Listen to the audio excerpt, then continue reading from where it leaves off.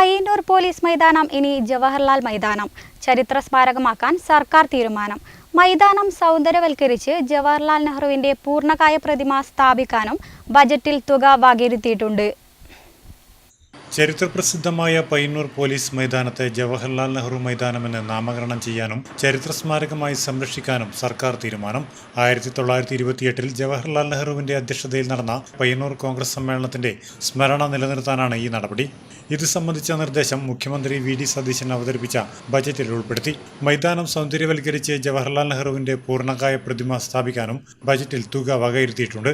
മൈതാനം സംരക്ഷിക്കണമെന്ന് ആവശ്യപ്പെട്ട് block Congress committee മുഖ്യമന്ത്രിക്ക് നിവേദനം നൽകിയിരുന്നു. കൂടാതെ വി. കുഞ്ഞികൃഷ്ണൻ എം.എൽ.എയും ഈ വിഷയം മുഖ്യമന്ത്രിയുടെ ശ്രദ്ധയിൽപ്പെടുത്തിയിരുന്നു. വർഷങ്ങളായി വിവിധ കേസുകളിൽ പോലീസ് പിടിച്ചെടുക്കുന്ന വാഹനങ്ങൾ സൂക്ഷിക്കുന്ന ഡംപിംഗ് യാർഡായിട്ടാണ് ഈ മൈതാനം ഉപയോഗിച്ചിരുന്നത്. നിലവിൽ ഈ വാഹനങ്ങൾ സർക്കാർ അനുവദിച്ച കോറം വില്ലേജിലെ സ്ഥലത്തേക്ക് മാറ്റിയിട്ടുണ്ട്. പുതിയതായി അനുവദിച്ച സ്ഥലം ചുറ്റുമതിൽ കെട്ടി സംരക്ഷിക്കാനും പോലീസുകാർക്ക് കാത്തിരിപ്പ് സംവിധാനം ഒരുക്കാനും ബജറ്റിൽ നിർദ്ദേശമുണ്ട്. Network news, Payyanur.